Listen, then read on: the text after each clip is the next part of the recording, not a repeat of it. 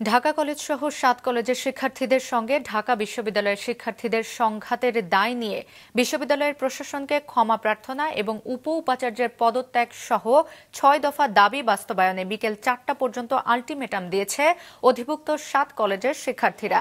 দুপুর 12টায় ঢাকা কলেজের শহীদ মিনার প্রাঙ্গণে এক সংবাদ সম্মেলন করে এসব কথা জানান তারা।